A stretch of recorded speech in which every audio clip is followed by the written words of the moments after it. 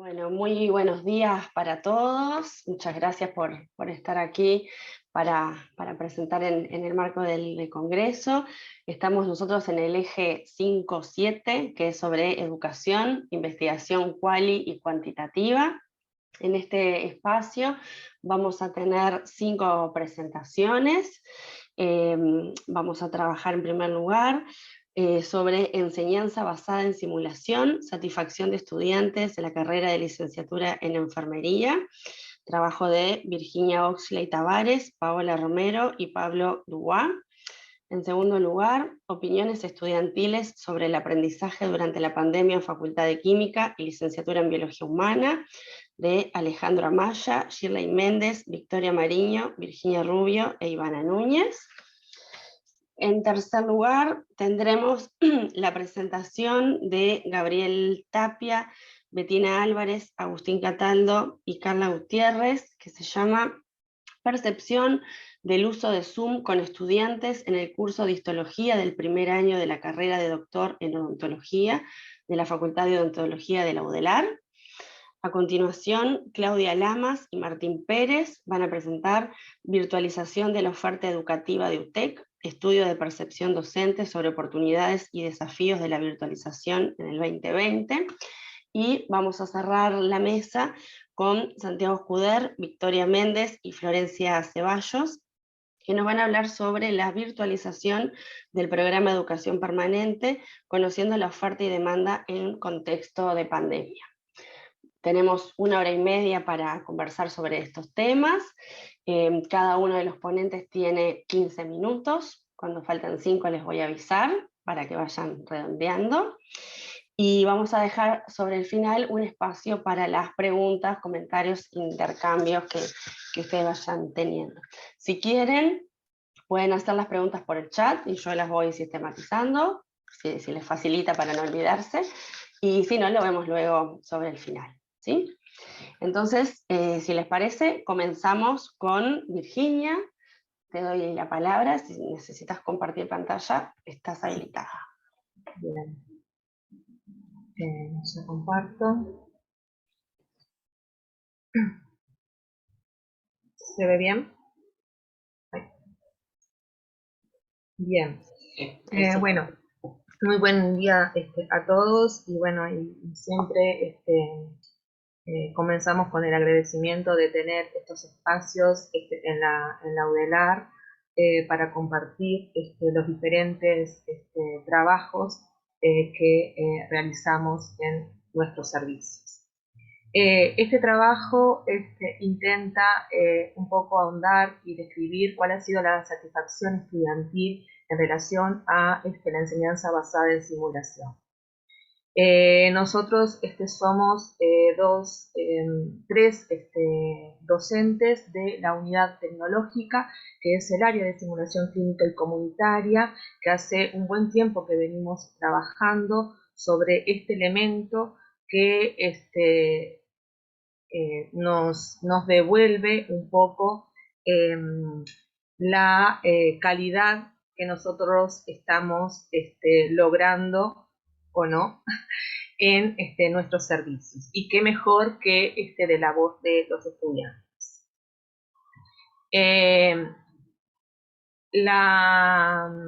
Describir un poco la satisfacción estudiantil de las generaciones de ingresos durante la pandemia mediante un estudio descriptivo con enfoque mixto en el periodo de los años 2020 y 2021.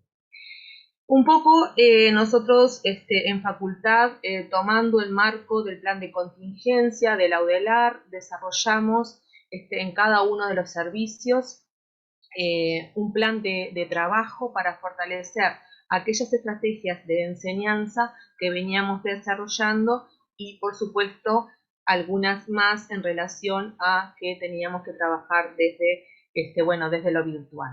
La Facultad de Enfermería, si bien nosotros desde marzo la pandemia impactó en el país, pudimos desarrollar un plan de contingencia y una planificación de la reapertura para los espacios clínicos en los ambientes simulados. Por tanto, nosotros ya el 1 de julio del año 2020 con un plan de reapertura, con estrictas medidas de seguridad para nuestros estudiantes, para los funcionarios, docentes y administrativos que apoyan la enseñanza. ¿Qué nos vimos en la pandemia? Bueno, la práctica clínica para la formación de enfermería es vital, ¿tá? Es esencial. Entonces, el impacto que tuvo de cortar el desarrollo de la práctica para nuestros estudiantes, para su formación, se vio impactada. Entonces, ¿qué dijimos? Bueno, poder rediseñar esos espacios para que los estudiantes puedan ir logrando los objetivos de aprendizaje. El acceso a los campos clínicos estuvo limitado y, como les decíamos, en varios casos suspendido. Nosotros partimos de que la simulación es una estrategia que ya desde el siglo pasado viene mostrando la evidencia de su impacto en la formación para las diferentes áreas y especialmente para el área de profesionales de la salud. Es una estrategia pedagógica y didáctica que nos sirve tanto para la enseñanza, para el aprendizaje y también para poder evaluar. ¿Qué beneficios trae trabajar con la simulación integrada en los diferentes planes de estudio? Bueno, es un método de enseñanza, aprendizaje y evaluación que complementa otras estrategias también. Desarrolla el pensamiento crítico, permite la adquisición de habilidades, lo actitudinal, ya sean esas habilidades simples o también complejas. Permite el desarrollo de la comunicación, el trabajo en equipo, la gestión del error. El error es aceptado porque por eso se diseñan espacios seguros de aprendizaje. Promueve la cultura de seguridad en el paciente y luego tiene un impacto que sí, esto en la evidencia viene un poco profundizándose en estas últimas décadas, es evaluar ese impacto de la transferencia de saberes a los contextos clínicos. Nosotros tuvimos en ambos años una población de 1.622 estudiantes que llegaron a los espacios clínicos del ambiente simulado y logramos implementar un instrumento. Ese instrumento es adaptado a una encuesta de calidad y satisfacción de la simulación clínica de la Universidad de Cantabria, donde tiene 22 indicadores con preguntas y nosotros diseñamos, adaptamos ese instrumento con espacios también abiertos para recabar de alguna manera esa voz del estudiante, que él pudiera describir cómo había sido su experiencia en el área. Para ello, nosotros, ese instrumento mide 3 grandes dimensiones. Lo que se refiere a la unidad de aprendizaje, es decir, esa bajada de la teoría a la práctica, directamente vinculada a los objetivos de las unidades curriculares. Luego, el vínculo entre pares y el vínculo entre estudiantes y docentes. Y lo otro que trata también de medir cuál es la satisfacción con el equipamiento y la infraestructura de esos espacios de laboratorio de simulación. Por tanto, nosotros tuvimos una muestra por conveniencia, porque el estudiante es aquel que responde a esa encuesta, y tuvimos un N para la generación 2020 de 597 y para la generación 2021 de 809. Nosotros los resultados, nosotros los medimos, los expresamos como media y bueno, con su desvío estándar. Y para la generación 2020 nosotros obtuvimos una satisfacción de 4,62 más menos 0,76, y luego para la generación 2021 una satisfacción global de 4,64 más menos 0,65. Aquí un poquito está eso que les comentábamos, que es buscar esas expresiones de nuestros estudiantes en relación a esta estrategia. Ellos nos permitieron, porque venían, digamos, de un semestre sin conocerse, y para el 2021 ya habían empezado todo desde la virtualidad, y esta estrategia les permitió unirse como generación, generar un sentido de pertenencia también a la institución, porque solo nos veíamos a través de la pantalla. Ellos también pudieron ver ampliada la visión de aquello que traían, de lo que podía ser la enfermería o lo que es la enfermería, se dio cuenta, muchos se dieron cuenta que era lo que les apasionaban, porque a veces nuestros estudiantes vienen, se inscriben en dos carreras y tomaron la decisión de quedar en enfermería.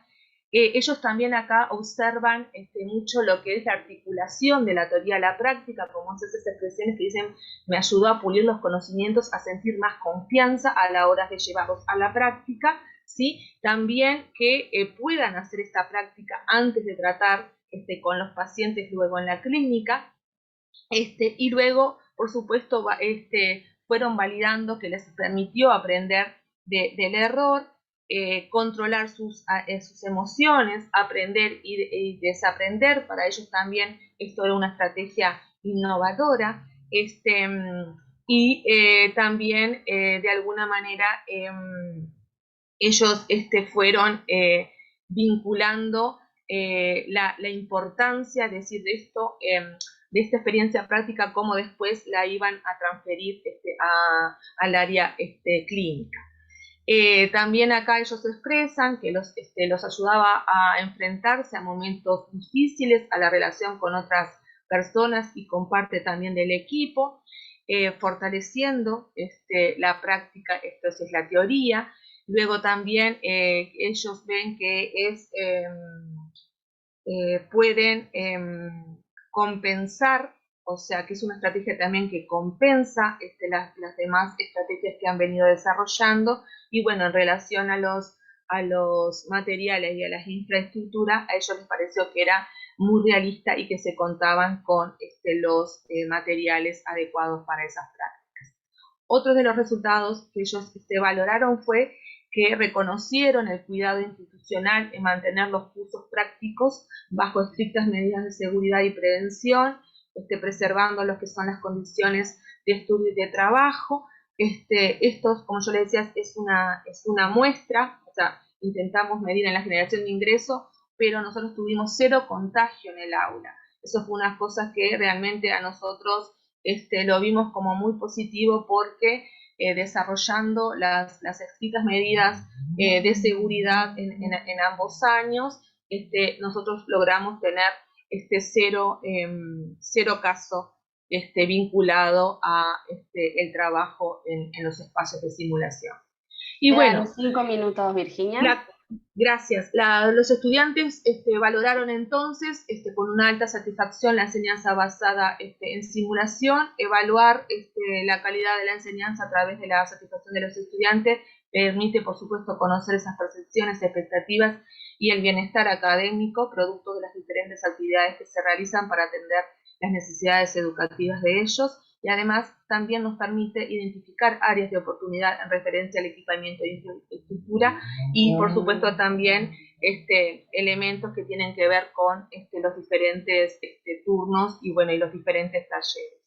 Y bueno, yo creo que esta frase de Freire siempre nos hace, al menos al grupo de docentes, estar ahí vinculados a ese objetivo, que es que si nosotros no reflexionamos sobre nuestra práctica, es la única forma de ir entendiendo ir entendiendo un poco más lo que es la educación. Y bueno, y eso también nos ayuda a poder ir transformando día a día, evaluándonos y siendo evaluados por los principales sujetos y objetos que son nuestros propios estudiantes. Agradecemos a ustedes y bueno, un poquito esa frase también que ponen los docentes más jóvenes, que no todos los héroes tienen capas, y creo que también es parte de lo que hicimos un poquito desde nuestro lugar de la educación. Gracias. Muchas gracias, Virginia, por tu presentación, por respetar el tiempo, que también es algo muy importante en esta mesa que llevamos a las corridas. Bueno, a continuación tenemos la presentación de Alejandro Amaya, Shirley Méndez, Victoria Mariño, Virginia Rubio e Ivana Núñez. Alejandra, no sé si tú sos quien va a exponer.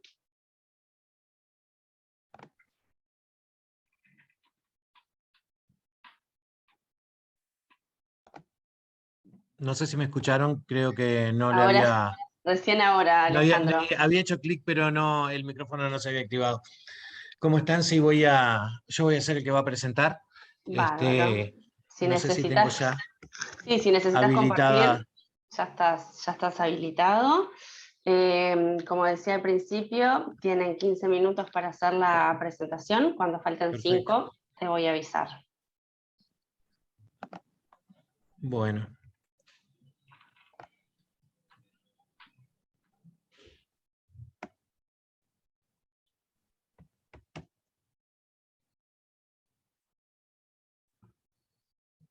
¿Se está viendo? Sí, ya se ve. No sé si quieres Perfecto. ponerlo en pantalla completa para que se Sí, vea sí, más lo voy a grande. hacer, pero primero voy a minimizar la pantalla porque ahora sí, yo estaba viendo las caras de todos. Ah, bueno.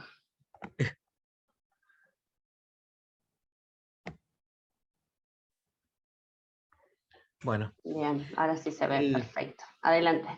el trabajo que les voy a presentar trata sobre un cuestionario que aplicamos en Facultad de Química y Licenciatura de Biología Humana para conocer un poco la percepción estudiantil sobre el aprendizaje durante la pandemia. Y aprovechamos también la oportunidad para evaluar algunos aspectos emocionales y vincularlos con la situación particular, social y familiar que los consultados estaban viviendo. Se basa un poco este cuestionario en lo que tiene que ver con las distintas adaptaciones a la no presencialidad que se llevaron a cabo en distintas facultades de la Universidad de la República, entre las que se destacan el cambio en la modalidad de dictar las clases, tanto las teóricas como las de laboratorio, los importantísimos cambios que hubo en la evaluación y la atención a la formación de los docentes. Lo que tiene que ver con las clases teóricas, la mayor parte de los cursos que se dictan, por lo menos en nuestras facultades, aunque me parece que en todas, pasaron a una modalidad de videoconferencia que se vio también beneficiada por la adquisición de licencias Zoom y Webex por parte de UDELAR.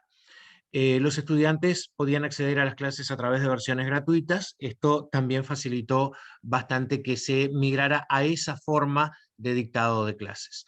En otros casos también se recurrió a la grabación de las clases, y esta grabación de clases tuvo un poco como ventaja que los estudiantes que trabajaban, los estudiantes que no podían asistir en los horarios establecidos para el cursado sincrónico, podían también acceder a las clases en momentos en los que no, es decir, en momentos personales. Y esta ventaja estaría haciendo que la forma de mantener las clases grabadas subsista aún más allá de la situación de pandemia y distanciamiento social. Lo que tiene que ver con los prácticos de laboratorio fue bastante más complicado. En sí, creo que la mejor forma de resolverlo fue aprovechar las pequeñas ventanas que nos dejó la pandemia, en algunos momentos en los que los contagios bajaron y se pudo dictar las clases en forma presencial. Aunque en algunos casos se tuvo que recurrir a otras formas de trabajo, como por ejemplo la simulación, las grabaciones, la reducción al mínimo de las instancias presenciales, el establecer aforos en los laboratorios y, bueno, mantener el distanciamiento de una forma regulada, sistematizada. La evaluación también representó una situación bastante problemática, ya que hubo que reorganizar todos los calendarios y hubo que recurrir a modalidades a las que no estábamos acostumbrados, por lo menos en nuestra facultad, que eran las modalidades de evaluación no presencial. También se tuvo que cambiar la cantidad de pruebas que se hacía porque no es igual la preparación que un estudiante pasa para una evaluación presencial que para una evaluación de características totalmente diferentes a las que estaban acostumbrados, y hay algo también que influye en el éxito de la prueba, que es saber a qué nos estamos enfrentando. Se recurrió, por un lado, a instancias de evaluación continua, y por otro lado a exámenes y parciales vigilados por videoconferencia. En general, la mayor parte de las pruebas online tenían que ver con cuestionarios de múltiple opción disponibles a través de la plataforma EVA en un entorno de Moodle. También se debió atender, y mucho, la formación de los docentes, ya que para muchos todo lo que significa migrar a un entorno virtual era nuevo, y bueno, hubo en particular en Facultad de Química y en en la mayor parte de las facultades de la Universidad de la República, un trabajo bastante arduo por parte de las UAES para poder atender esta nueva necesidad de formación, que no solo era nueva, sino además era urgente. Debimos adaptarnos entonces a un nuevo funcionamiento en una crisis que no tenía precedentes y que afectaba bastante más que los aspectos vinculados a la enseñanza y al aprendizaje.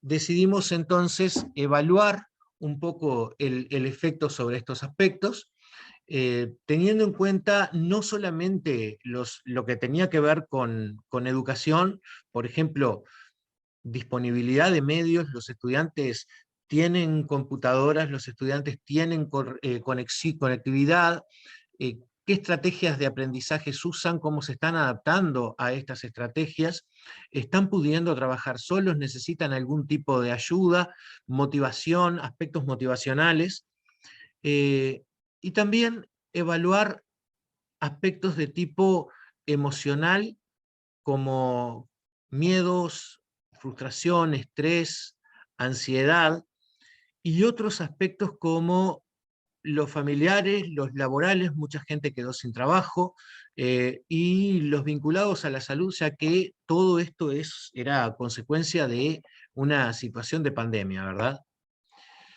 Fue con este objetivo que se generó un cuestionario al que llamamos AMEDIS, y se implementó entre los estudiantes tanto de Facultad de Química como de la licenciatura de Biología Humana, en forma online, formato mixto entre respuestas abiertas y de opción múltiple. La respuesta era voluntaria. Se consultaban aspectos personales y familiares, opinión sobre cambios en la forma de enseñanza y aprendizaje, aspectos emocionales y principales preocupaciones. El cuestionario estuvo disponible entre junio y agosto de 2020. Hubo también una versión 2021 que un poco se encuentra todavía en análisis. Pronto van a estar también esos resultados. La versión 2021 fue más que nada buscando una regularización y una verificación de la estabilidad de las respuestas. Lo que tiene que ver con aspectos personales y familiares, encontramos que esto es una situación general independiente de la pandemia. Es muy bajo el porcentaje de estudiantes que usufructúan una beca. La mayor parte, a pesar de esto, no trabaja. Estamos hablando de un 64,3%, por lo que la situación laboral para estos estudiantes estaría afectando relativamente poco. Un porcentaje importante para la importancia del ítem se encontraría en seguro de paro o perdió el trabajo. 6,7% no es un número bajo en lo que tiene que ver con la situación de estabilidad laboral. Y aproximadamente un 30%, esto es la mayor parte de los, un 23%, la mayor parte de los que trabajaban, mantuvieron sus situaciones laborales y el 6% pasó a teletrabajo. La situación familiar es importante. Se encontró que la gran mayoría estaría viviendo con la familia o con la pareja o con amigos. Es muy bajo el porcentaje de estudiantes que estaría viviendo solo, por lo que puede considerarse que la gran mayoría cuenta con esa contención familiar. Es preocupante que un 17% aproximadamente manifestó no contar con un espacio adecuado para estudiar en su hogar.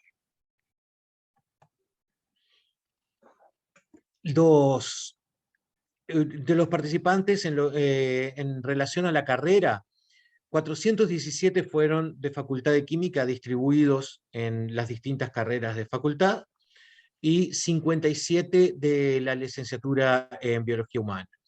Los Alejandro, te porcentajes quedan de 5 minutos. Sí, ya voy avanzando. Los porcentajes en relación a distribución por sexo son los típicos de las carreras. Hubo mayor porcentaje de respuesta de mujeres que de varones, pero también hay mayor porcentaje de mujeres que varones en ambas carreras. El atraso con respecto a lo esperado no fue significativo. La mayor parte de los estudiantes cursaron la misma cantidad de materias que pensaba cursar desde principio de año. La mayor parte de los estudiantes recibió los materiales vía online, se sintieron cómodos con la modalidad y sí manifestaron ciertos problemas en lo que tiene que ver con la comunicación con los docentes y lo que tiene que ver también con la comunicación con otros compañeros. En lo que tiene que ver con los recursos o estrategias que facilitaron el aprendizaje, los videos interactivos, los trabajos, los cuestionarios, las redes sociales y aplicaciones resultaron ser elementos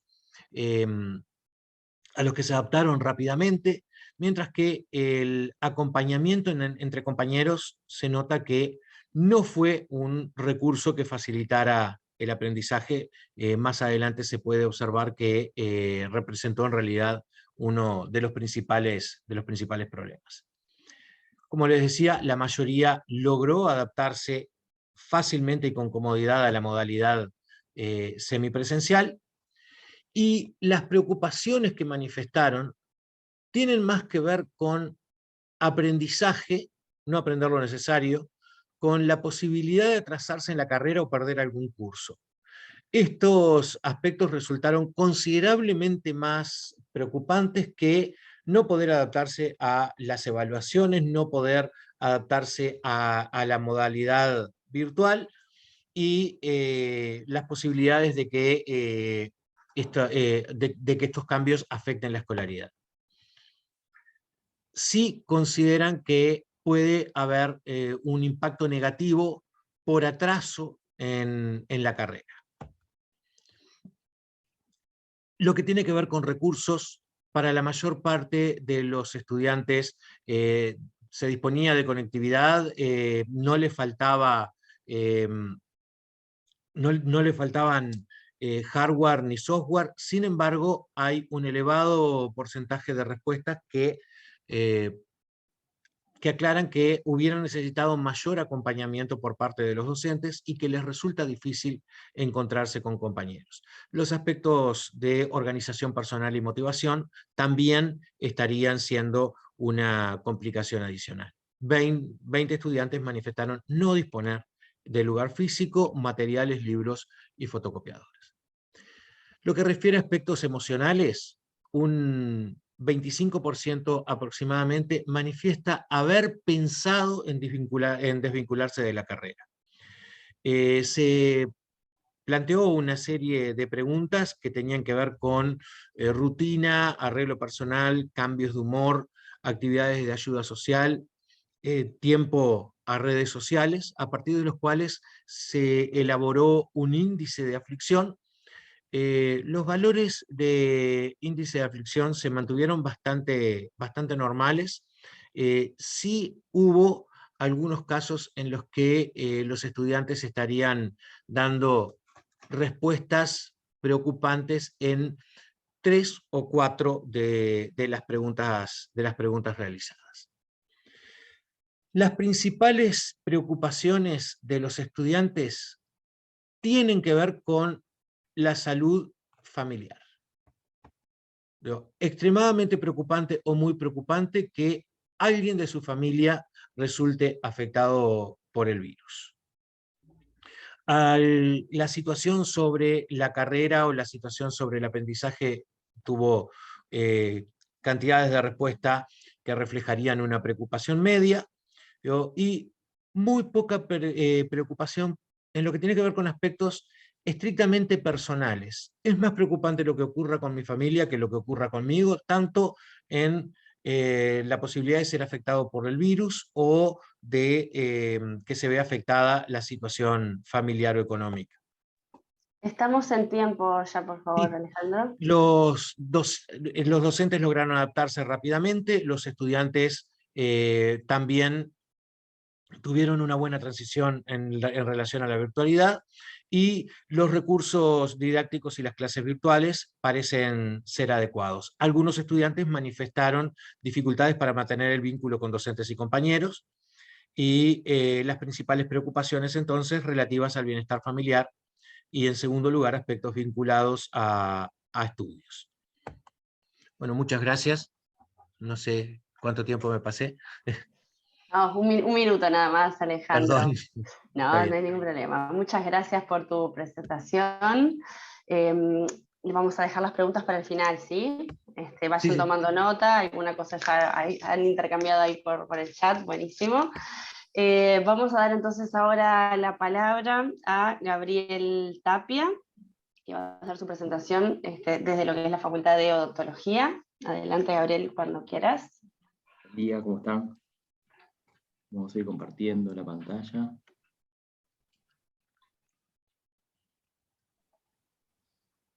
sé si la ven ahí, creo que sí. Sí, perfecto. Bueno, primero agradecer, me halaga mucho, me parece muy interesante la instancia y la propuesta de poder escuchar trabajos de enseñanza de otros espacios de la UDELAR y poder compartir y visualizar a veces también problemáticas y cosas que como que nos pasan y nos pasaron a todos. Y bueno, agradezco este espacio, la verdad me parece felicitar a todo el equipo que organizó el congreso. Yo lamentablemente, hoy estábamos hablando al principio, por problemas de actividad acá en facultad, me fue muy difícil poder escuchar otras conferencias, pero compartir este espacio con ustedes me parece que está muy bueno, me da mucha alegría, así que de verdad gracias a quienes van a exponer, y seguramente al final tengamos un ratito para poder intercambiar. Bueno, el trabajo que yo les voy a contar es un pequeño trabajo en el marco de una línea de investigación que nosotros tenemos desde el año 2013, que es donde publicamos nuestro primer trabajo, que está vinculado al área de histología de la Facultad de Odontología de la Universidad de la República, en lo que nosotros llamamos como, o sea, un grupo de investigación que le dimos el nombre de Nuevas Tecnologías y Educación Superior, donde ahí hemos estudiado, además del desempeño estudiantil en relación a las nuevas tecnologías, cursos semipresenciales, plataforma Moodle. Hemos también estudiado instrumentos, como el uso de WhatsApp, por ejemplo. Ahora estamos estudiando, bueno, les voy a contar la percepción de Zoom, que viene para nosotros como caído del cielo en relación a lo que fue una tecnología que no conocíamos ninguno de los docentes, bueno, yo les voy a presentar los datos de una encuesta realizada la generación 2021, que sí, los estudiantes ya la conocían, y nosotros, bueno, también, porque habíamos tenido un año en el 2020 donde habíamos podido ayornarnos al uso de estas tecnologías. Ahora estamos con la mirada en Instagram para ver qué percepción tienen los estudiantes de Instagram, como ir recorriendo todas esas nuevas tecnologías que nosotros desde el año 2013 a la fecha hemos ido incorporando con mayor solidez. La plataforma Moodle y los cursos semipresenciales en la Cátedra de Histología, este año es el 13º año que los estudiantes de facultad pueden optar en hacer el curso de Histología presencial o semipresencial, o sea que para nosotros no era esa herramienta y ese formato de trabajo no era una cosa relativamente nueva, pero sí era para el conjunto de la cátedra, porque en esa estrategia participamos algunos de nosotros. ¿Ah? Bueno, presento a mis compañeros. Bueno, yo soy el profesor titular grado 5 de la Cátedra de Histología de acá de la Facultad de Odontología. Carla Gutiérrez es asistente de la cátedra, al igual que Agustín Cataldo, grado 2. Y la doctora Betina Álvarez es profesora adjunta de la Cátedra de Ortodoncia, pero ha desarrollado una maestría en enseñanza universitaria, y en particular en evaluación, y se ha integrado a nuestro grupo este año para trabajar, donde buscamos también integrar actividad básica y actividad clínica como parte de la estrategia del trabajo de la línea de investigación que estamos desarrollando. Capaz, como hizo Alejandro, me parece que está bueno presentar algunos elementos que contextualizan por qué nosotros hicimos la evaluación de Zoom. Y bueno, y tiene que ver con lo que nos pasó a todos en el año 2020, 2021, que con ese bichito tan chiquito generó tantos cambios para todos nosotros en nuestras vidas. Y bueno, y como la enseñanza y la educación es una actividad social que realizamos, y el trabajo para nosotros los docentes también, esos cambios en la vida y en la actividad social nos llevó a tener que rediseñar un poco todo lo que hacíamos habitualmente. Y dentro de eso fue, bueno, nuestra actividad laboral y educativa para los estudiantes y también para nosotros. Entonces, en la Facultad de Odontología, como en como casi todas las facultades de la UDELAR, todos los elementos teóricos en sí mismos pasaron a la virtualidad en marzo ya del 2020. Y bueno, tuvimos que diseñar en el año 2020 un curso de emergencia, que fue como el más complicado que tuvimos que abordar, porque bueno, el 2021 nos agarró ya con experiencia y con algunas cosas nuevas que pudimos empezar a planificar. Yo cuando el año pasado estuvimos transfiriendo nuestra experiencia en el año 2020 mismo, en la Universidad de Rosario, que estaba como media perdida, la Facultad de Odontología de la Universidad de Rosario, nos invitaron a compartir nuestra experiencia ahí, y yo decía que el año 2020 fue como que todos nos transformamos como en pequeños bomberitos, y salimos como a apagar todos los incendios que habían, y después en el año 2021 vimos que todo eso, ese oficio de bomberos que habíamos aprendido, pudimos de todas esas cosas reciclar un montón de elementos, y en el 2021 haber afrontado la actividad de una manera diferente. Creo que eso nos pasó a todos y a todas en la universidad. Bueno, nosotros en ese marco que tuvimos que diseñar, nosotros en el año 2019, como por suerte ahora en el 2021, tenemos un curso de histología. Histología es una materia que se enseña la estructura de los tejidos de las células humanas, ¿ah? Vinculado fundamentalmente a lo que es la esfera odontológica, o sea, la cabeza, la cara, el cuello, y bueno, los dientes, la boca, ¿no? Un poco para contextualizar. Es muy vaga esa descripción, pero es para que ustedes tengan una idea, en especial de que nosotros desde siempre en la cátedra y en el curso trabajamos con una actividad teórico-práctica, o sea, los jóvenes que se acercan y las jóvenes que se acercan al curso tienen un abordaje teórico de los temas, pero también observan al microscopio, miran, pueden relacionar las estructuras que están leyendo en el libro con estructuras que ellos mismos pueden buscar en microscopios y en preparados que la institución dispone para ello. Y bueno, y ese fue un gran elemento que en el año 2020 tuvo una disrupción, porque no pudimos realizar el práctico, que obviamente era presencial. Nos permitió en el año 2020 desarrollar un crecimiento importante con un dispositivo que tiene la Facultad de Odontología, que la Facultad de Medicina también lo usa, que es un escáner, un microscopio escáner, que nos permitió desarrollar un atlas histológico para que los estudiantes puedan interactuar con el preparado desde la página web y no manejándolo desde con sus propias manos, cosa que no permitía desarrollar la competencia de poder usar el microscopio, pero por lo menos permitía evidenciar estructuras histológicas que les permitieran relacionar lo teórico con lo práctico. En ese contexto, de nuestra emergencia, bueno, desarrollamos todas estas cosas, actividades previas, que los estudiantes trabajaron, que fueron diseñadas como documentos, preguntas guía, guías didácticas, videos y presentaciones que observaban con algunas tareas para realizar, materiales que permitían la promoción de los aprendizajes. Tuvimos un desafío interesante con los textos, que seguramente nos pasó a todos, que nuestros textos estaban en la biblioteca. Entonces los estudiantes hasta el 2019 estudiaban en la biblioteca, y el texto estaba ahí, y nosotros no lo escaneábamos porque respetábamos a los autores, como nos gusta que nos respeten a nosotros. Y bueno, y ahí nos encontramos con la dificultad de que tuvimos que empezar a elaborar textos de integrantes de la cátedra, y tienen que empezar a usar artículos de investigación, que también demandaba o artículos de divulgación que estuvieran en formato libre, que también demandaba que estudiantes de primer año, que una competencia de una lectura científica a la cual no estaban demasiado preparados, había que también intentar colaborar y ayudarlos a que las pudieran entender.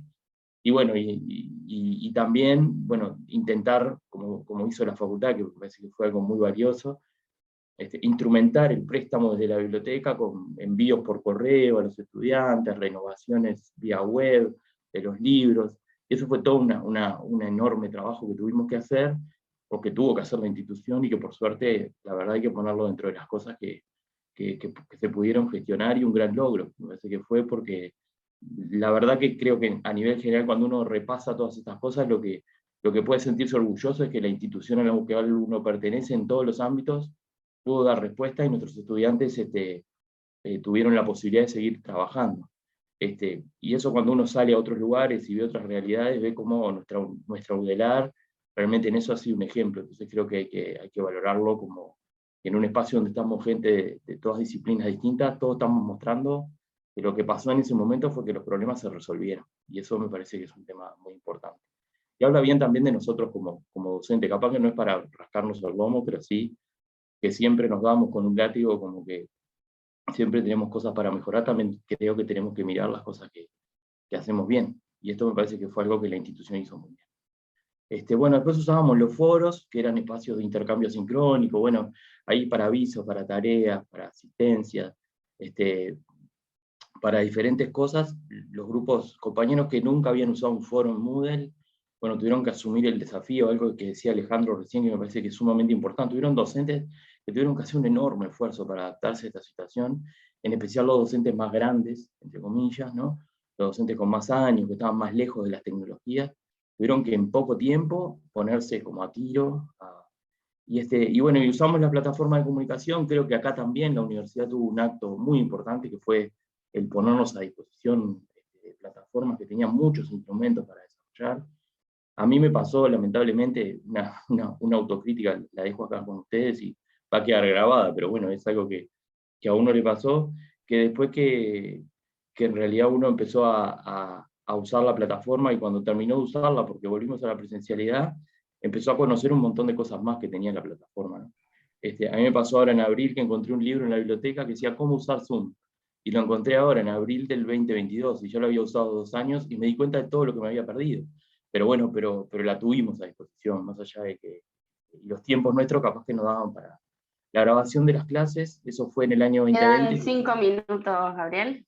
Gracias. En el año 2020 nosotros grabábamos las reuniones de Zoom y las colgábamos en la plataforma, pero nos dimos cuenta al final del año 2020 que los estudiantes no intervenían en la plataforma Zoom porque les daba vergüenza, porque se estaba grabando. Eso fue azaroso el descubrimiento, y entonces empezamos en el año 2021, dejamos el uso de la plataforma Zoom el uso de Zoom sin grabar, como consultas y como intercambio, e hicimos videos grabados para que ellos tuvieran la actividad, y eso nos permitiera saldar ese. Bueno, pero nos preguntamos, ¿cómo sienten Zoom los estudiantes? Y ahí fue donde salió el trabajo que era el que nosotros realizamos, que era conocer la percepción que tenían los chiquilines y las chiquilinas sobre Zoom en el primer año. Para eso diseñamos una encuesta que tenía aspectos cualitativos. Allí se pedían algunas opiniones que después transformamos a través de una nube de palabras en algunas referencias que nos podían servir para tener una idea de cómo estaban. De esa encuesta participaron 112 estudiantes que son de distintos grupos, distintos turnos. Yo no lo traje desglosado porque me parecía que era mejor como tenerlo como en general. Vimos la edad, el vínculo institucional que tenían, si ya estaban en la universidad o si entraban en ese año. Después, cuál era la percepción estudiantil respecto a diferentes instrumentos que usamos, que eran los videos, la plataforma Moodle y la comunicación sincrónica por Zoom. Yo traje como los resultados de Zoom, en especial, y las características de los estudiantes. Nosotros tenemos una población estudiantil muy joven. En Facultad de Odontología los gurises y las gurisas son relativamente jóvenes. No tenemos poblaciones como en otras facultades que sucede, donde hay generaciones que tienen muchos estudiantes grandes. Bueno, nosotros tenemos 47% entre 18 y 19 años y 26% entre 20 y 21. Esto hace a que es una población reducida. Cuando lo vamos a ver en relación al ingreso a la UDELAR y al ingreso a la facultad, hay muchos chiquilines que también provienen de otras carreras, y muchos que también están haciendo los cursos de nuevo, ¿no? Esa es una característica con respecto al ingreso. Cuando fuimos a la utilidad de los encuentros por Zoom, acá les comento que nosotros los docentes creo que no pensamos igual.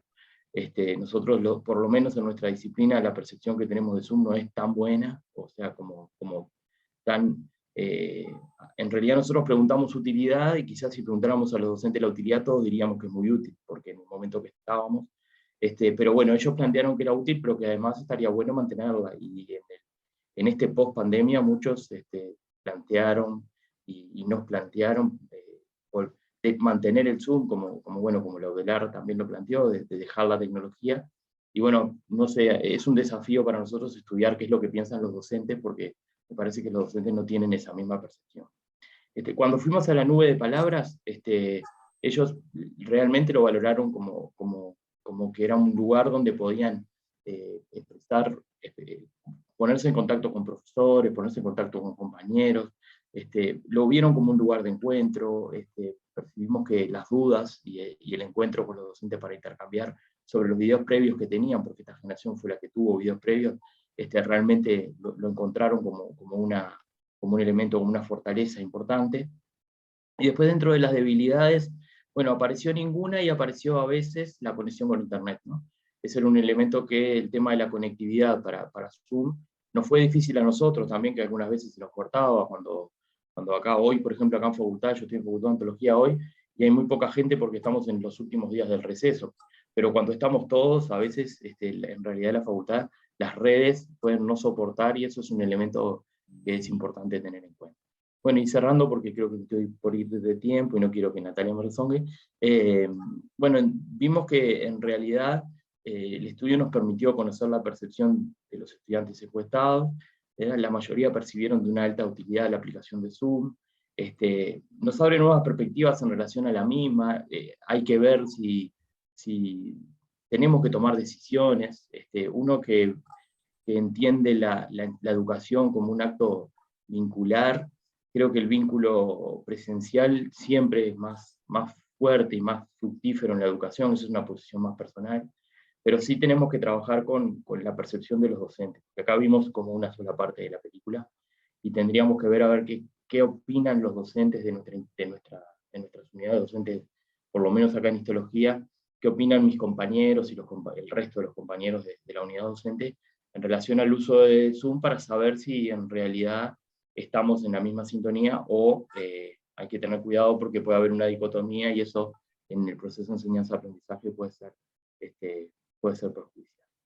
Les dejo mi correo electrónico por cualquier pregunta, y bueno, quedo pendiente ahora para el intercambio, va a estar buenísimo.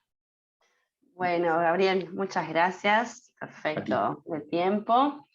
Vamos a dar paso entonces ahora a Claudia Lamas y Martín Pérez de UTEC, cuando gusten. Bueno, buenos días a todos y todas. Gracias, Natalia. Bueno, comparto las palabras de Gabriel, las que dijo al principio. Gracias por estar en este espacio, por habernos invitado y por compartir con ustedes Siempre está bueno estar entre colegas conversando y de esta manera distendida aparte.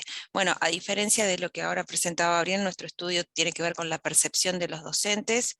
Martín va a compartir la presentación. Nosotros elaboramos un informe, trabajamos en la Dirección de Educación de la Universidad Tecnológica y durante el 2020 empezamos a trabajar en una línea de apoyo a la virtualización. ¿Hola? Hola, hola. Ah, Hola, ahí se ve. compartí. ¿Se ve ahí? Disculpa. Sí, se ve no está completa la pantalla. Perfecto. Si Ahora sí. podés. Ya va a salir. Bien. Bueno, ahí está el nombre de nuestro informe.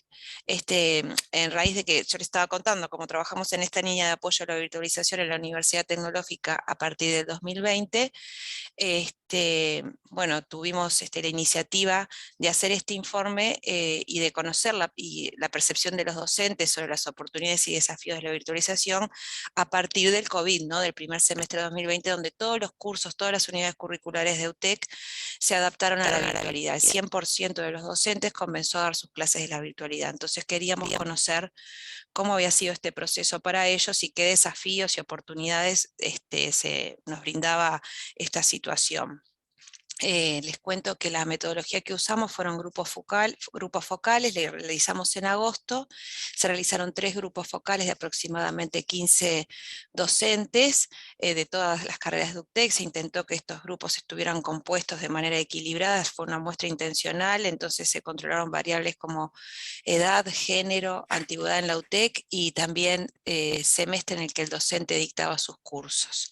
A partir de eso, nosotros, de estos grupos de discusión, nosotros identificamos 3 ejes orientadores que tienen que ver con la proyección, con los apoyos y con el tiempo que esto les iba a llevar. A continuación le doy la palabra a Martín, que él va a seguir presentando parte de estos ejes. Bien, gracias. ¿Se escucha ahí? ¿Sí? ¿Se escucha? Sí, se escucha. Perfecto. Tenés un pequeño Bien. delay. Agrego simplemente que como parte de la historia de agrego que como parte de la historia de la UTEC, que saben que es una institución reciente, pero dentro de sus particularidades tiene que por trabajar en forma dispersa en todo el territorio nacional, ya tenía una experiencia en trabajo a distancia, con tecnologías, con Zoom, con Google Meet y demás, que no la tomó tan por sorpresa la situación de la pandemia. Igualmente era un desafío pasar de una cuestión parcial a una cuestión total de tener que manejarse a través de medios digitales. Pero bueno, esta investigación que hicimos con Claudia tenía hallazgos y vamos a comprar una buena clase en la virtualidad, ¿no? Martín, ¿sabes qué? Discúlpame, ¿sabes que se te está cortando un poco el audio? Capaz que si apagás la cámara puede mejorar un poquito, así te escuchamos bien. Hago eso, dame un segundito. Ahí ya no está mi cámara. Ahí va, a ver si así ayuda un poco. Gracias.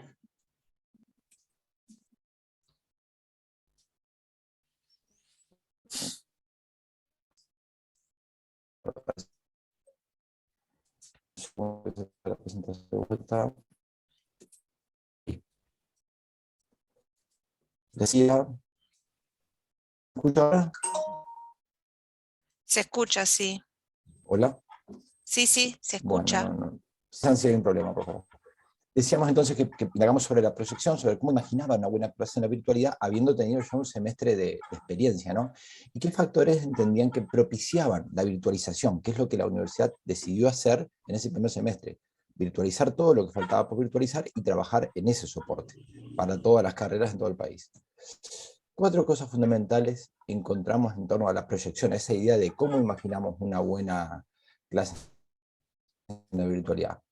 Lo primero que afectó esta percepción, no es una noción, es una sensación, es una primera buena experiencia que tuvo, la sensación de haber logrado la meta. Al final del primer semestre de 2020, la mayoría de los docentes, prácticamente todos, entendían que habían logrado la meta de poder montar sus clases en el soporte virtual enteramente.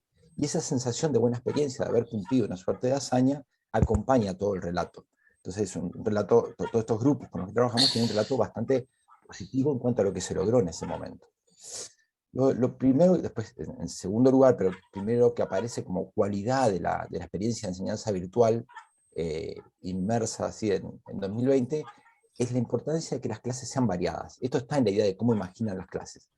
Una clase virtual tiene que tener variedad de actividades, una cantidad importante que llame la motivación, que haga rotar los estímulos todo el tiempo no, con cierta periodicidad, pero cambia el formato al formato presencial donde yo podía venir y estar hablando una hora sin más variación que mi acto de yo hablando como docente.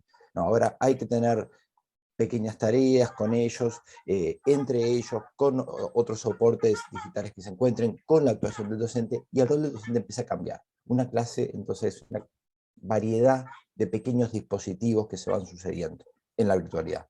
Lo segundo y lo más interesante en esta proyección fue esta noción que también lo mencionaron algunos compañeros, el tema de las clases grabadas. Las clases grabadas ya se hacían en la UTEC y ahora la mayoría de los docentes empezaron a disponibilizarlas, a tenerlas siempre, la grabación de la clase para aquellas personas que no podían asistir y después ponerlas a disposición. Y este uso mucho más frecuente, más intenso de la clase grabada, abrió todo un escenario. Porque primero permite, ni que hablar, recuperar a quien no pudo asistir a una clase o repasar, pero a su vez abrió un escenario de autorregulación del aprendizaje, en términos de que ellos mismos podían relatar, los docentes con los que trabajamos, que veían estudiantes en clases que eventualmente no estaban prestando atención a un aspecto de la clase, bajaban la cámara, no estaba, se veía que no se interactuaba con ellos, pero después esos mismos estudiantes sabían por los resultados y por su relato que habían ido a las clases grabadas a repasar tal o cual punto que en ese momento de la clase decidieron dejarlo para otro momento. Es decir, difirieron el aprendizaje. Y eso fue una cosa bien interesante en términos de la clase grabada, la posibilidad de yo autoadministrar mis tiempos y decir, yo como estudiante, bueno, eventualmente esto lo voy a ver en profundidad en otro momento y no en el momento en el que la clase está transcurriendo. Esto es bueno en un punto, es interesante, pero claro, desregula la forma de actuar del docente, porque ya no puedo exigir, no puedo asumir que la clase es únicamente esto que pasa ahora, es también lo que va a pasar después con la grabación de esta clase.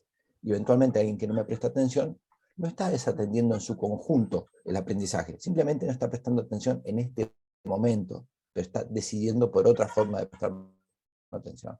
Bueno, esto genera una discusión, pero es parte de las cosas que ya están en la imaginación de la clase en la virtualidad. La posibilidad de que el estudiante decida cómo va a después.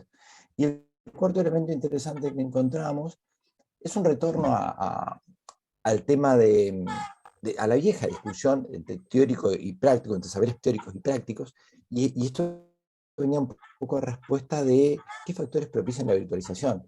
Bueno, recaen los docentes en la idea de que sí es fácil virtualizar aquellas, en general, ¿no?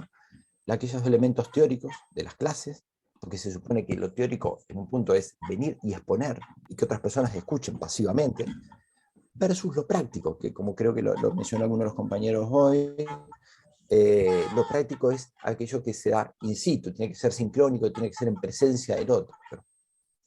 Estos prejuicios respecto de los saberes, que en algunos momentos pueden ser acertados, pero en otros podríamos discutirlo, actúan bastante en esa imaginación de la buena clase en la virtualidad y en qué cosas facilitan.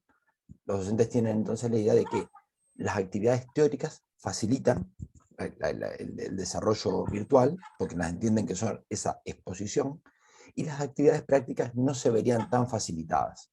Esas tendencias se dan de alguna forma.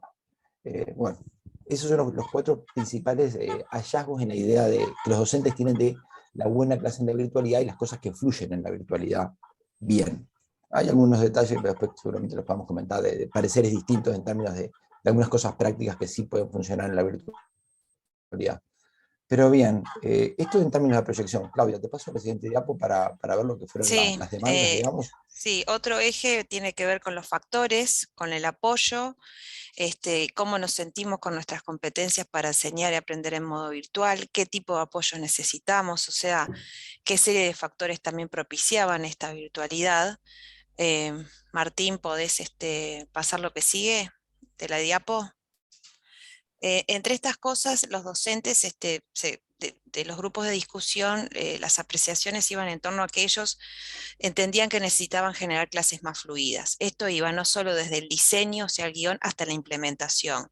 Si bien ellos consideraban que cambiaba su esquema esto de planificar para la virtualidad, también entendían que la puesta en escena, el dominio escénico les complicaba, era complicado en este nuevo contexto, ya que tenían que enfrentarse a una cámara cuando antes lo hacían ante un público que estaba presencial, tenían que tratar de mantener la atención de los estudiantes, de orientarlos, y bueno, y en este medio eso a algunos les generaba preocupación y también complicaba, por eso pedían apoyos en este sentido. Si bien muchos tenían una serie de recursos y desde la universidad se les proporciona recursos, ellos entendían que necesitaban poder generar clases más fluidas y requerían este apoyo. También estaba el drama generacional.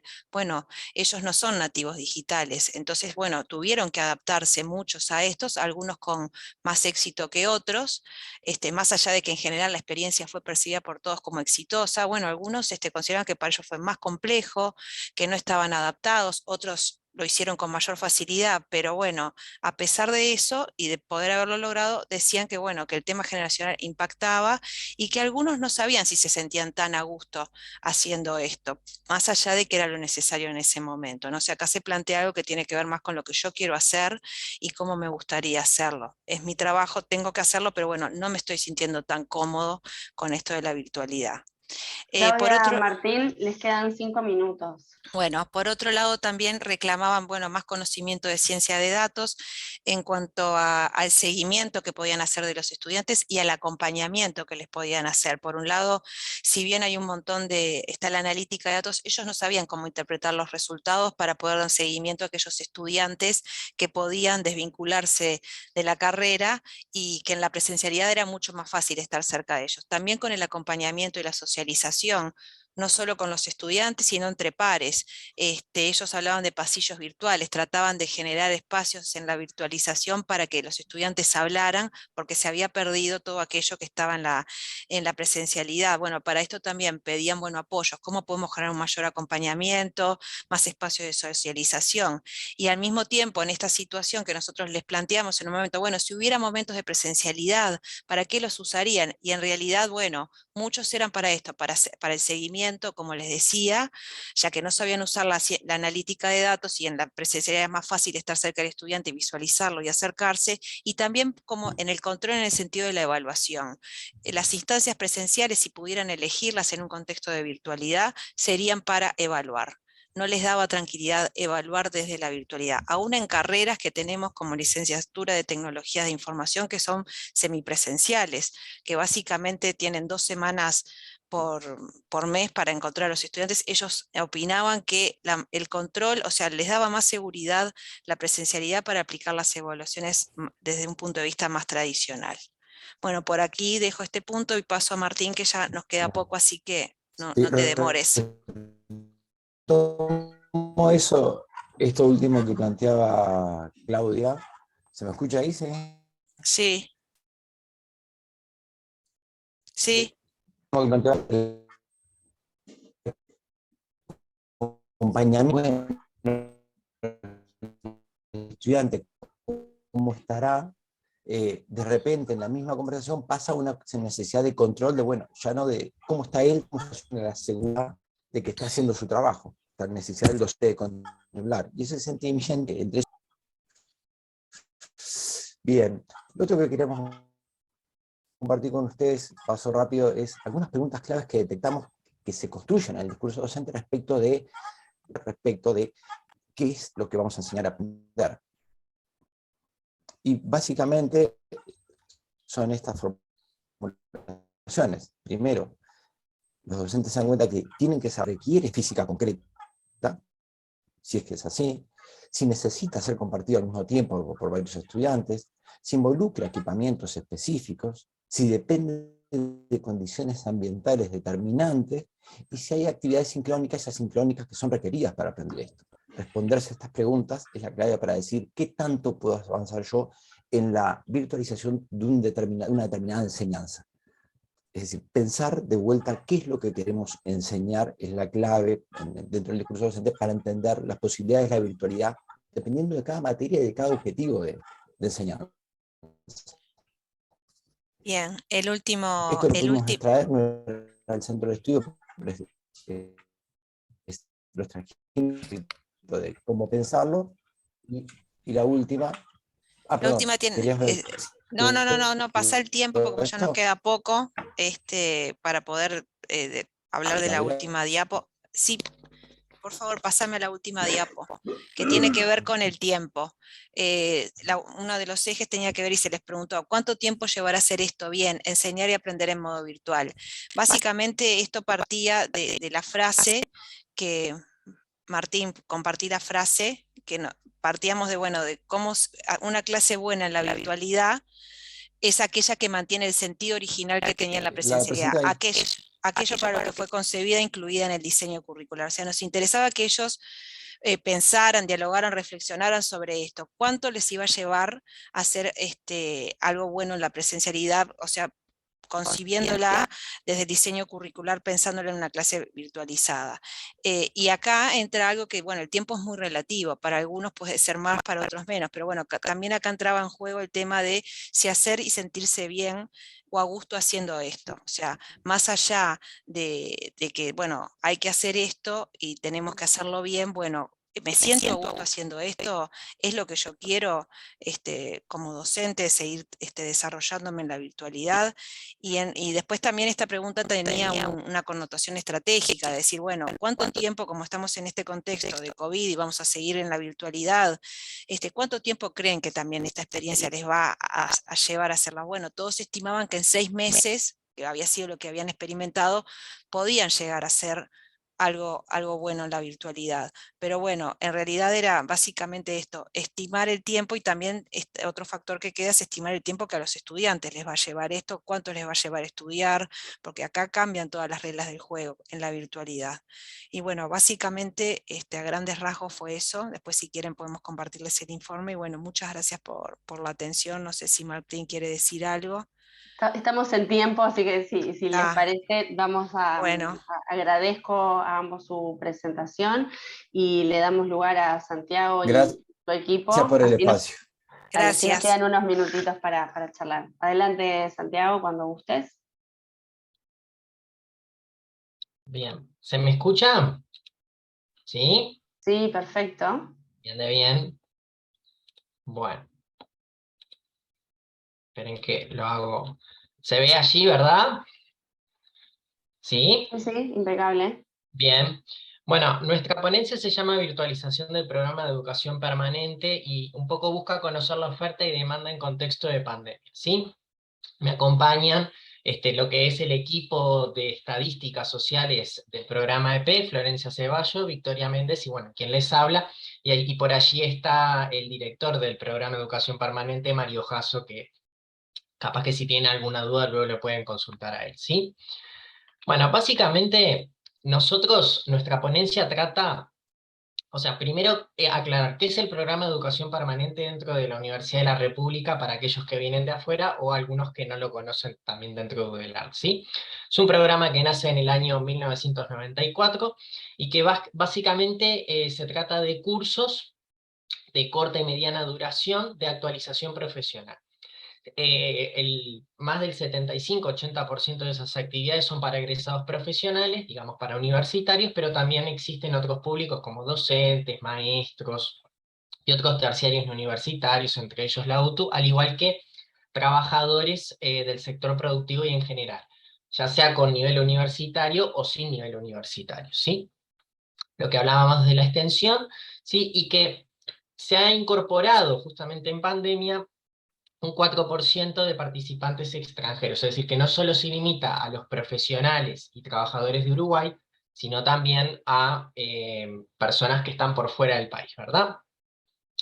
Con respecto a lo que es la virtualización de educación permanente, nosotros en plena pandemia pasamos de tener un total de 10% de actividades que se emitían a lo que nosotros llamábamos a distancia, es decir, en cursos tanto diacrónicos como sincrónicos, a un 90% de las actividades virtuales, ¿sí? O sea, que pasamos de una demanda de 1000 cursos que se daban menos de 100 eran virtuales, a prácticamente pasar a 800, 850 cursos virtuales, ¿sí?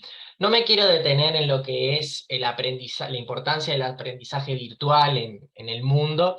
Desde la época de Vygotsky en 1978, aprendiendo con el otro, hasta algunos autores más modernos que hablan de las plataformas virtuales, la apropiación digital, bueno, todo el tema de la brecha digital, ¿sí?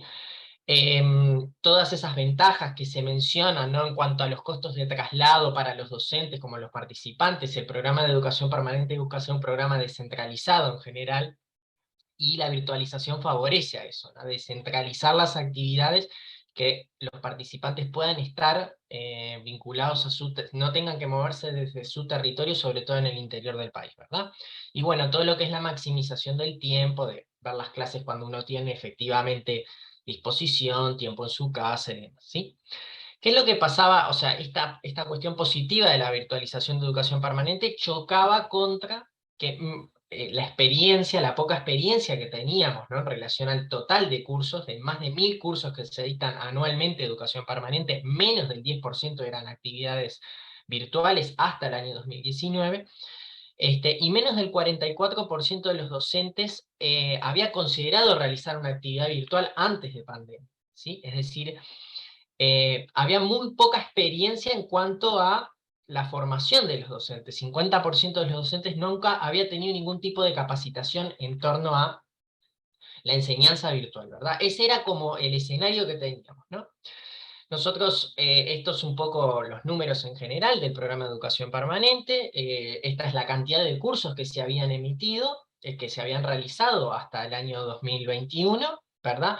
Y habíamos tenido una eclosión de más de 1100 cursos, 1135 cursos, y en plena pandemia bajamos a 843. Sin embargo, esa baja, ¿sí?, tuvo como correlato una explosión de los participantes, pasando de 20.000 participantes a casi 30.000, ¿sí? O sea, la gente en pandemia lo que hizo con su costo de oportunidad y su tiempo libre fue básicamente capacitarse, actualizarse, ¿sí?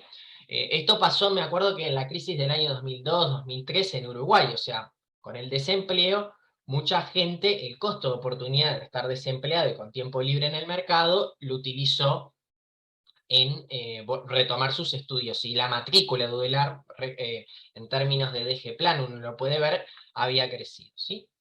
Entonces nosotros, en base a este escenario, de que vemos una eclosión de la matrícula, pero que ese shock de cambiar repentinamente hacia la virtualidad, nos preguntamos, bueno, si cambió en algo el perfil sociodemográfico de los participantes de educación permanente a lo largo de este tiempo, en plena pandemia, ¿y quiénes serían más proclives a elegir cursos de educación permanente en modalidad virtual? Es decir, si la modalidad virtual vino para quedarse en la percepción de los participantes, o es algo pasajero, ¿verdad?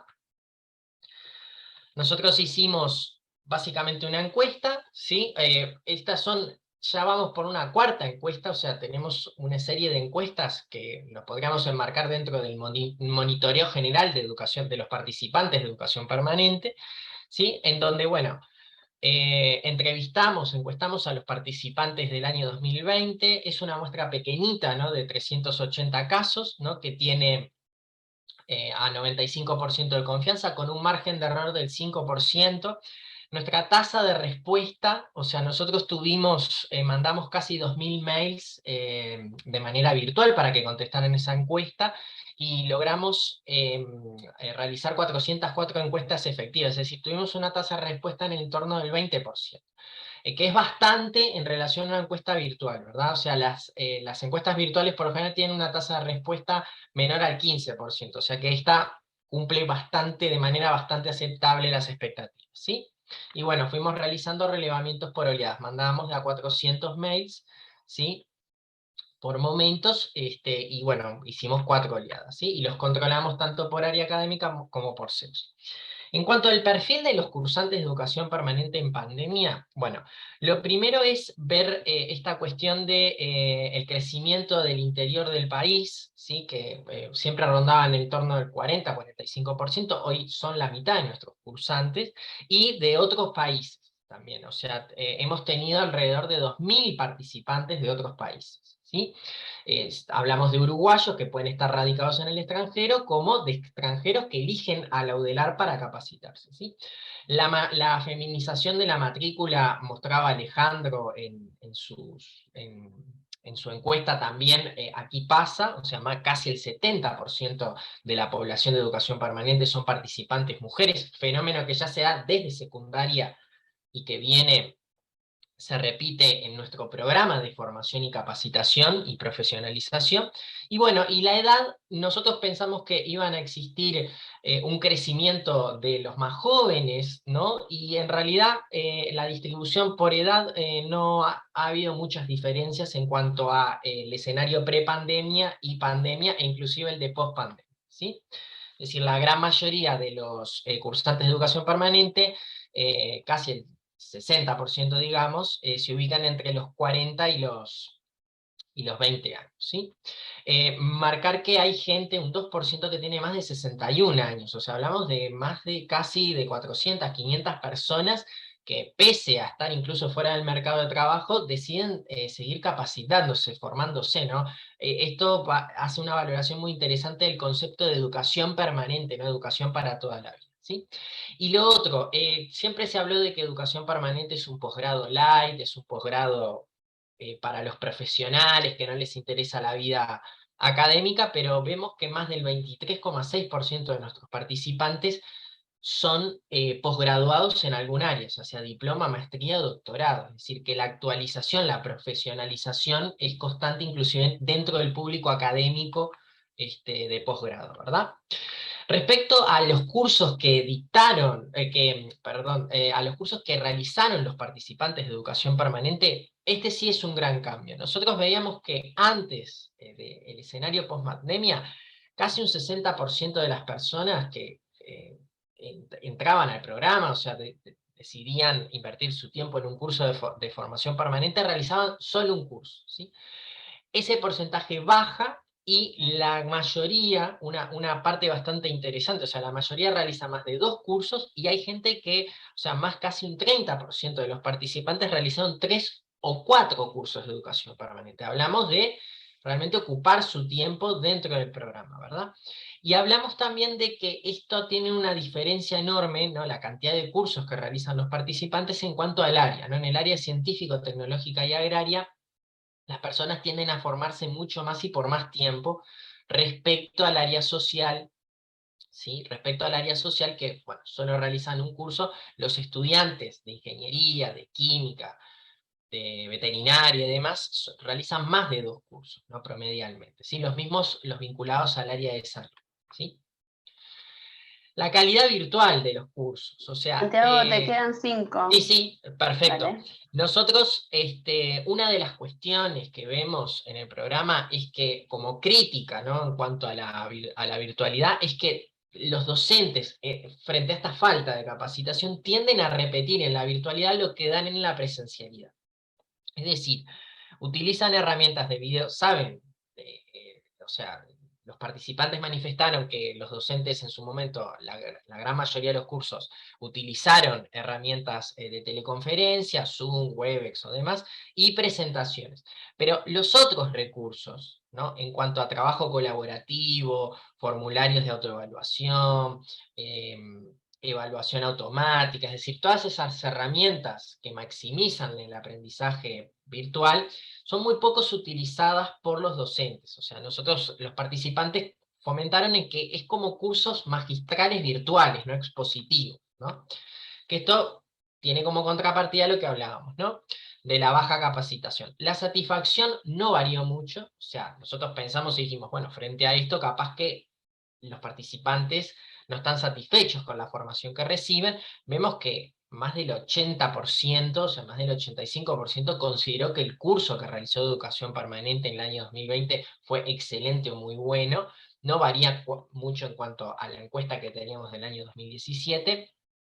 Y bueno, lo que vemos es que la gran mayoría de los participantes, o sea, cuando eligen un curso de educación permanente, el 51% elige efectivamente como el principal motivo, el tema del curso, pero vemos que la modalidad del curso, sobre todo en los del interior del país, empieza a ser determinante. O sea, ¿cómo se va a dictar ese curso? ¿Si de manera presencial o de manera virtual? ¿Sí? Y nosotros, por último, le preguntamos, ¿no?, en cuanto a esto, ¿no?, de la virtualización, ¿qué modalidad de curso que realizaría o sea, en qué modalidad usted, a los participantes, les preguntamos, ¿en qué modalidad preferiría realizar un curso de educación permanente? Y les dimos 4 opciones. Se elegiría un curso 100% virtual, un curso mayoritariamente virtual con instancias presenciales, un curso mayoritariamente presencial con alguna instancia virtual y un curso 100% presencial. Es decir, para el año que viene le preguntamos, ¿qué te gustaría cursar? ¿En qué modalidad?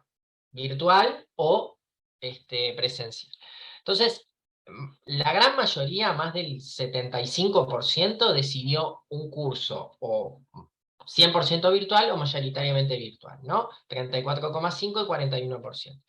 Cuando vemos de acuerdo a la región, vemos que en el interior del país esta cifra trepa al 80%. O sea, los cursantes del interior del país, el 80% prefieren un curso 100% virtual o mayoritariamente virtual.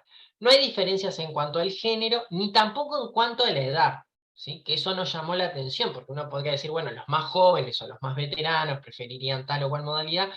No hubo mayores diferencias. Y también hubo diferencias considerables en lo que es el área de ciencia y tecnología. O sea, los cursantes del área de ciencia y tecnología, ingeniería, química, arquitectura, veterinaria y demás, la gran mayoría, más del 85%, le gustaría realizar un curso o 100% virtual o mayoritariamente virtual. En el área social pasa lo contrario. O sea, si bien la mayoría le gustaría la virtualidad dentro de un curso de educación permanente, baja a 65%. ¿Sí?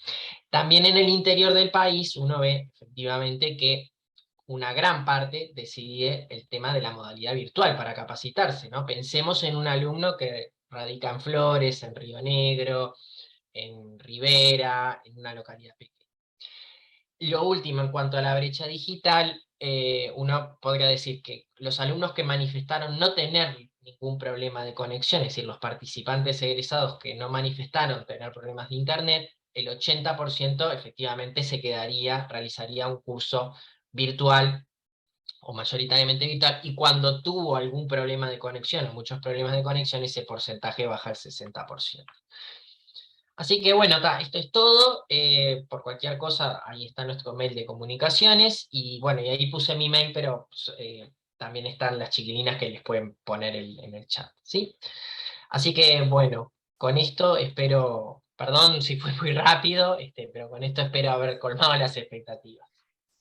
Muchas gracias, Santiago. Bueno, gracias a todos por su presentación, por haber cumplido los tiempos. Nos tocó una mesa con 5 ponencias, entonces, bueno, nos quedan muy poquitos minutos para intercambiar. Por lo que yo estuve viendo en el chat, bueno, había alguna consulta hace ya un buen rato a Virginia, ¿no?, sobre estas experiencias de simulación. Capaz que más allá de la invitación que le hiciste a Martín, capaz que prendete un momentito el micro, y si querés capaz que cuentes alguna cosita muy cortita para ponernos como en sintonía, a ver de qué va eso de la simulación, un adelanto. Sí, bueno, la simulación clínica en Facultad de Enfermería data, digamos, el proyecto de servicio desde el año 93. Eso, desde el año 1993. Eso fue desarrollándose, bueno, nosotros dependemos realmente, o sea, del equipamiento, de los proyectos a fondos concursables que nos permite la sectorial de la enseñanza, y que por suerte, de lo negativo de la pandemia, lo positivo fue que se distribuyó un dinero y bueno, y pudimos comprar más equipamiento. Yo ahí estoy como coordinadora desde el año 2015, previo a lo que fue el proceso de acreditación institucional en el 2017. Por tanto, hay un vuelco y una transformación a llevar la simulación a cómo hoy se realiza en el mundo, que nosotros estamos un poquito lejos, pero que vamos caminando, y eso es lo que todos los días, el esfuerzo que estamos haciendo, o sea, promueve, y además estamos convencidos que esta estrategia permite, bueno, todo lo que compartíamos. Nosotros está integrada al currículum desde el primer año de estudio de la carrera. Ahora nosotros estamos cursando con un nuevo plan, y bueno, las enfermerías, que son los ejes, digamos, centrales, las unidades curriculares integradas, tienen, ¿sí?, una cuota de horas de prácticas previo a que nuestros estudiantes vayan al área clínica. Además, también cuando los docentes detectan, identifican necesidades, nos mandan a los estudiantes que compartimos. Nosotros nuestra sigla es UTEC, porque es la unidad tecnológica, y estamos tratando de cambiar porque a veces nos confundimos con la institución de la Universidad Tecnológica. Y a su vez también el estudiante viene usándola, y eso nos parece muy, muy importante, cuando ellos mismos identifican que necesitan determinadas herramientas para poder desarrollar sus habilidades, sus aptitudes, y también bajar un poco más ese conocimiento a la práctica clínica propiamente dicha. Y bueno, son espacios de simulación con equipamiento. Aún nosotros no contamos con elementos como son las cámaras Gesell, porque estamos todavía físicamente en lo que es el hospital de clínicas. Por tanto son espacios grandes, son las salas esas generales del hospital, y bueno, aguardamos con muchas expectativas los metros cuadrados en el nuevo edificio de facultad que está concretándose, pero bueno, siempre estamos detrás de un presupuesto que llega y llega limitado. Bien, muchas gracias, Virginia. No sé si alguien más tiene alguna otra consulta que les haya surgido de las demás exposiciones, o comentario o reflexión que quieran hacer. Tenemos 4 minutos antes que empiece la siguiente mesa, que ya está la moderadora por ahí.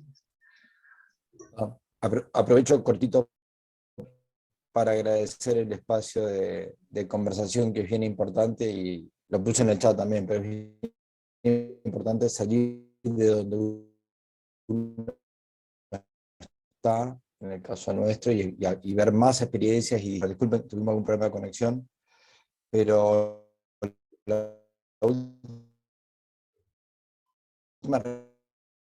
reflexión que no hicimos, pero compartir, es que es el tema del tiempo, el tema que queda como nuestros tiempos vitales cambian, y los tiempos de las generaciones van cambiando. Y en torno al tema de ese tiempo y del tiempo generacional, nos quedan como preguntas. Bueno, ¿cómo está pensando cada uno en función de sus intereses vitales? ¿Pasar una experiencia virtual todo el tiempo de trabajo o no?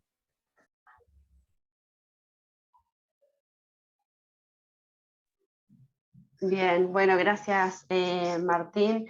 En realidad estas son las discusiones que tenemos ahora, ¿no? O sea, en este contexto de post-pandemia es, bueno, ¿qué vamos a hacer? Hemos pasado todo esto, tuvimos esta experiencia, aprendimos un montón de cosas, tuvimos dificultades, las pudimos ir sorteando, ¿no? Esto que algunos de ustedes comentaban, bueno, la meta se logró, los cursos se mantuvieron, los estudiantes siguieron transitando su formación. Y ahora la duda es esa, ¿no? ¿Qué hacemos? ¿Cómo seguimos? ¿Qué cosas podemos mantener de la virtualidad?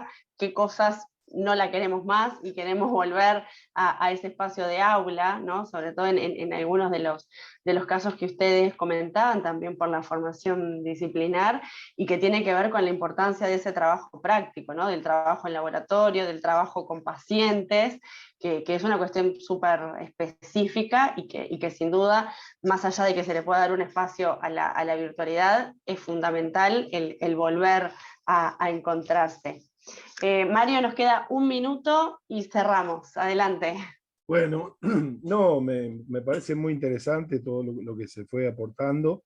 Lo que sí me parece, y pensando en un escenario para adelante, que sobre todo, ¿verdad?, es que estas crisis sí nos han demostrado que la virtualidad, si bien tiene sus grandes limitantes, también tiene sus betas, digamos, importantes como para poder implementarla mucho mejor también a futuro, ¿verdad? Entonces, bueno, creo que esas cosas sí hay que aprovecharlas, específicamente con los cursos, digamos, que requieren prácticas, que fue una de las dificultades importantes que nosotros tuvimos en el programa de educación permanente.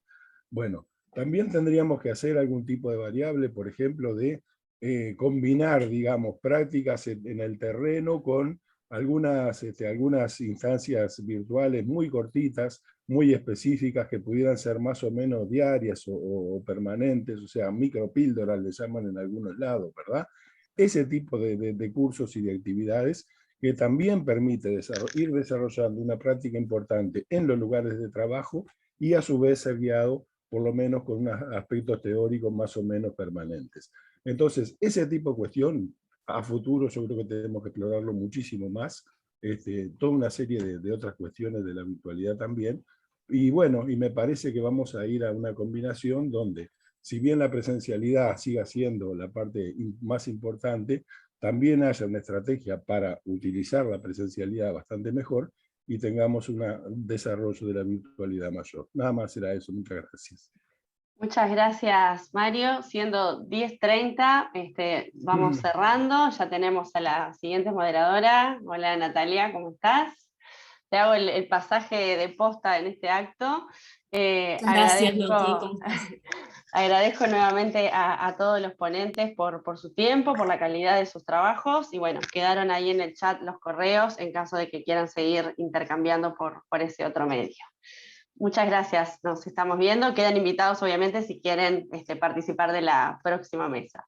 Que pasen muy bien. Gracias, Natalia, nos vemos pronto.